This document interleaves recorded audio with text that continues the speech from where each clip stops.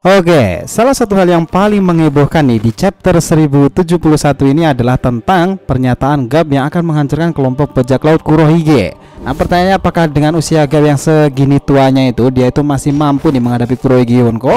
Bahkan Excalibur sang raja kegelapan Silver Relic nih bilang bahwa dia jika bertarung dengan Teach ada kemungkinan dia akan kalah dari faktor usianya.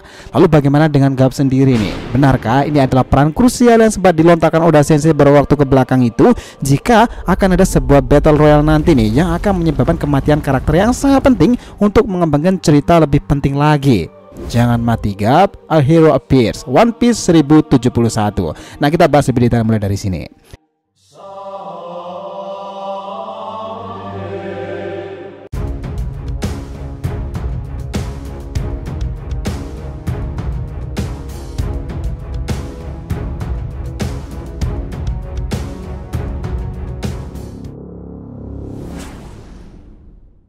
Yo nakama, DRTV Mediatif, welcome back again. Nah, kali ini kita akan ngebahas mengenai jalannya cerita yang terjadi momen saat Garp menyatakan akan bertempur dengan Kurohige Yonko One Piece 1071. Oke, biar nggak salah persepsi silahkan simak sampai akhir ya. Jangan lupa like dan kasih respon di video kali ini. Kita lanjut. Dalam ringkasan yang diterbitkan oleh Redan ini, thanks a lot, kita akhirnya mendapatkan jalan cerita yang sebenarnya lebih detail lagi nih terjadi yang terbaru ini di chapter 1071. Chapter ini berjudul dengan kemunculan seorang pahlawan, dimana jika kita lihat nih dalam bagian color spreadnya ini, kita bisa melihat Uta dengan semua kru kapal Straw Hat Pirates ini. Meskipun beberapa waktu lalu dia muncul di movie Red Sakagami-san. Nah, chapter kemudian dimulai dengan Redline adegan di sana. Di sanalah Kuma itu baru saja tiba di Red Port. Bahkan kita melihat semua orang panik nih ketika melihat Kuma itu, dimana Kuma itu kemudian berjalan menuju ke pemerintahan dunia itu, simbol yang berada di dekat lift itu untuk menghubungkan port tersebut dengan Mary Joa. Nah, ini memang mengagetkan sih. Setelah itu kita kembali lagi ke Pulau Egghead sendiri, dimana Stacy sendiri yang sempat berkomentar bahwa sepertinya rekan Lucci itu tak berniat untuk mematuhi perintah dari marinir. Dia tuh ingin sekali nih menyerang kembali Luffy dan juga Dr. Vegapunk. Nah, agen-agen dari CP0 itu bahkan memblok semua port dan kapal yang ada di pulau tersebut, dimana Lucci sendiri diperlihatkan sangat-sangatlah marah. Dia kemudian mengatakan seperti ini, "Aku tak peduli lagi Mugiwara sebagai Yonko," lalu dia bersiap menyerangnya. Nah, di sini diperlihatkan pula nih dalam laboratorium itu semua Vegapunk selesai mengemas semua yang mereka butuhkan, dimana kita bisa melihat itu mereka mengemasi barang bawaan mereka secara normal. Dari ketujuhnya nih, mereka diperlihatkan bersama-sama akan menaiki kapal Thousand Sunny. Namun kita tidak benar-benar bisa melihat Vegapunk Atlas pada chapter kali ini setelah apa yang terjadi pada dirinya beberapa waktu yang lalu. Nah, bahkan kita melihat Edison seperti mengatakan seperti ini, ada satu orang lagi di Pulau Egghead yang bisa membantu mereka ini. Edison enggan menghubungi orang itu karena jika dia membantu mereka, dia tidak akan tinggal di Pulau Egghead dan akan diburu oleh pemerintahan dunia juga. Namun Vegapunk yang sebenarnya memutuskan untuk memanggil orang itu. Bahkan orang misterius itu berbicara dengan Vegapunk dengan sopan. Kita hanya melihat wajahnya tertutup bayangan saat dia berbicara dengan Denden Mushi.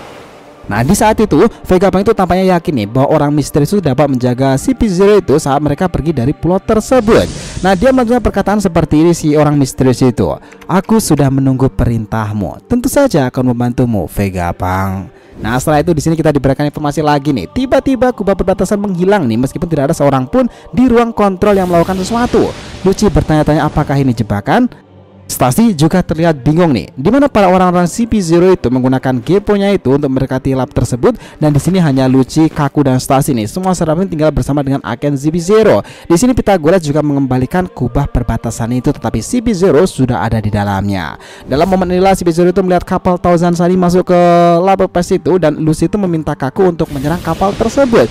Nah, di sanalah Kaku itu mencoba menghancurkan Thousand Sunny ini dengan Rekyakyunya, tetapi Zoro itu tiba-tiba bangun dan memblok serangan-serangan itu.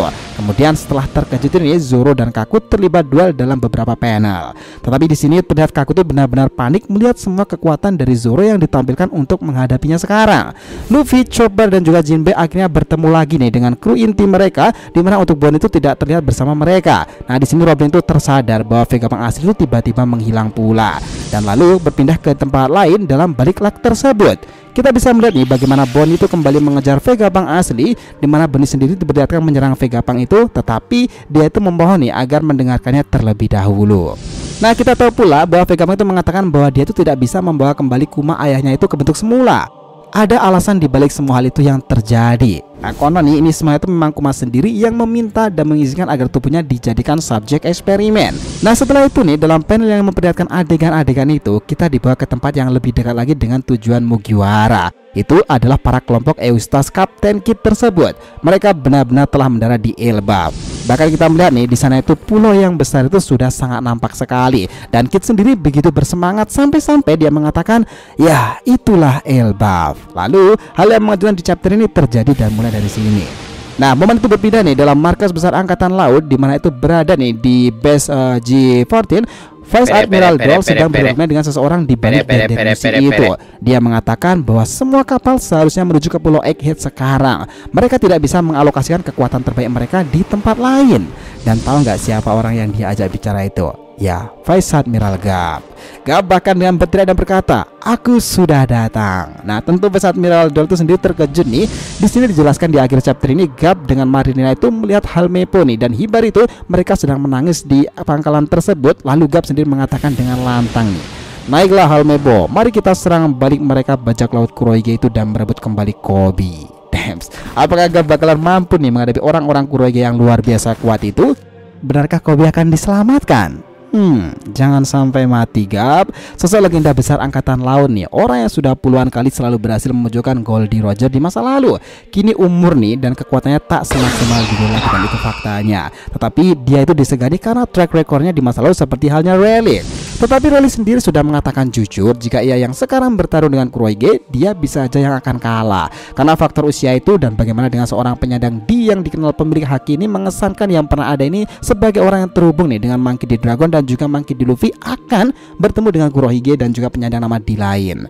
Benarkah pernyataan Oda Sensei berwaktu yang kebelakang itu jika kelak bakalan ada momen yang membuat seorang karakter harus digugurkan karena untuk mengembangkan jalan cerita ini lebih dekat lagi demi tujuan One Piece?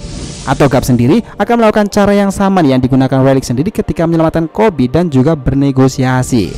By the way, ingat ya, di gubuk Gura itu sendiri itu ada mantan Admiral Markas Pusat, orang yang menghormati Gap sendiri secara terang-terangan, Kuzan no Aokiji, orang yang diduga komplotan Sword Organization, begitupun Monkey D. Gap. What will you do, Gap? Gimana pendapat kalian? So, itulah tadi nih pembahasan kita mengenai jalan cerita yang terjadi momen saat Gap menyatakan akan bertempur dengan Kurohige Yonko dan menyelamatkan Koby muridnya. Thanks a lot guys telah menonton video ini, and we'll be come back again.